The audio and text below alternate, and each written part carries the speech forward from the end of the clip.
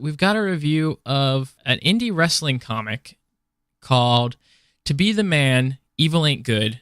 This is of the first issue, which dropped yesterday, or today as of this taping. And I really enjoyed it for what it was. Matt, I know you read it as well. I did. I read it this morning. And I'm going to run through the synopsis of this right quick. It says, the 80s, Reagan's Murica, where fantasy and reality are one and the same, and the heroes of the day are the booze-fueled demigods of the squared circle.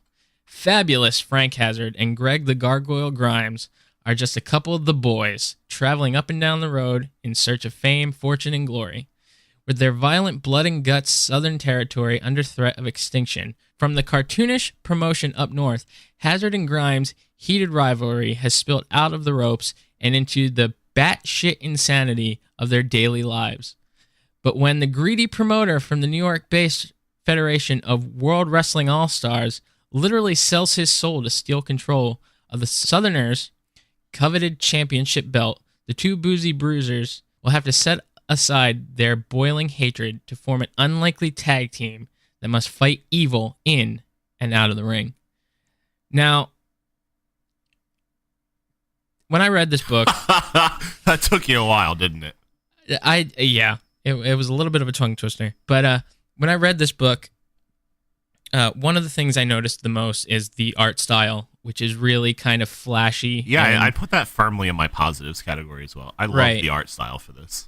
I wouldn't say it was over the top, but it was, from reading this kind of, I don't want to call it a sci-fi-esque wrestling book, but... It sort of is, though. Right. I mean, once you get to the end, I don't want to spoil anything, but... No, of course. It gets really interesting at the end. But, the color choices were very bold. A lot of pinks, a lot of purples, a lot of... It reminded me of kind of like the color palette for, like, Suicide Squad. Yeah, kind of. Where it was, like, kind of like, bright and... Like, it's eye-catching. Right. And also kind of the animation style reminded me of, like, the Clerks, the animated series. Just the way that the blocky character designs. Yeah, I could see that. See that. But a lot more colorful and a lot more alive. I think alive is the word I want to use for that. Like, and obviously in a comic panel, you don't get, live. But when I look at this, I feel like things are in motion. Does that make sense? Right. It feels like makes there's motion sense. happening, even though there's not. And that's because of the art style, which is fantastic. Right. And I think another great thing about this book is just the way that it's written, because it's kind of written in kayfabe. I'll say that. Yeah, it does. And I really like that. I also like the fact that it doesn't take itself too seriously either, where you got... Grimes leaves the ring at one point in the opening bit of the book, and he's cursing out old ladies, and the old lady's like hanging over the rail with her big floppy tits hanging over, and the crowd's yelling "F you" at him and things like that. And I loved it. I also really loved the design of the two main characters of the book as well. I mean, you've got Ric Flair and Bruiser Brody clones. Yeah, basically. That's kind of where I was going with it. I mean, Fabulous Frank Hazard kind of has that Ric Flair look to him. He seems to have somewhat of a Hulk Hogan type of persona as well. He's kind of a mishmash of a few guys that have that pretty boy, big baby face type gimmick to them. And then, like you said, Greg, the Gargoyle Grimes, has that Bruiser Brody, I don't give a shit what you have to say about me. I'm going to fight with the old ladies. I'm going to yell at children. I'm going to flip everybody off. Which is perfect, because if I'm getting this right, this is supposed to be like 80s, like territory style, if I'm reading into it correctly. Which is exactly what would have happened in the South in 80s in the territories. Your heels were actually heels. They liked starting riots and talking shit. Like, that's how you knew you were doing a great job. Right, and then I love the whole part where, they basically wind up chasing after each other after the show, because to me, the way I read it was that... Hazard changed the finish on him. He was paid to change the finish. Right. Just like Ready to Rumble. By Vance. Sinclair! He was paid by Vance from the promotion up north, which I love the blatant nod at Vince McMahon there. Good Vince.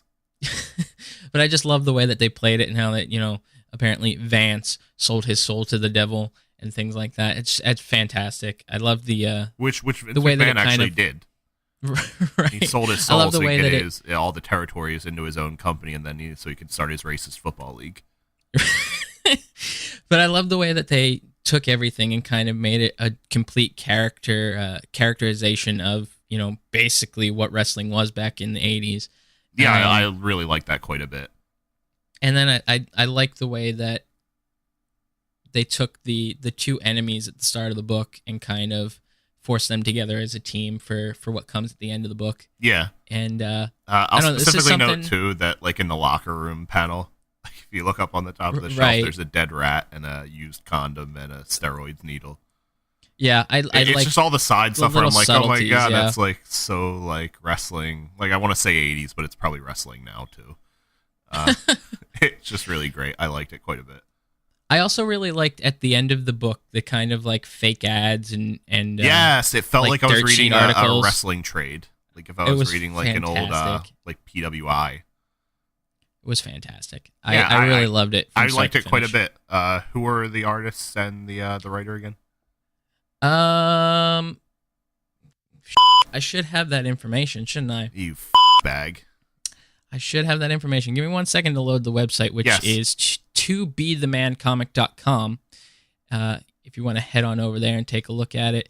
It is from... It's okay. I'll look it up for you real quick. Please do, sir.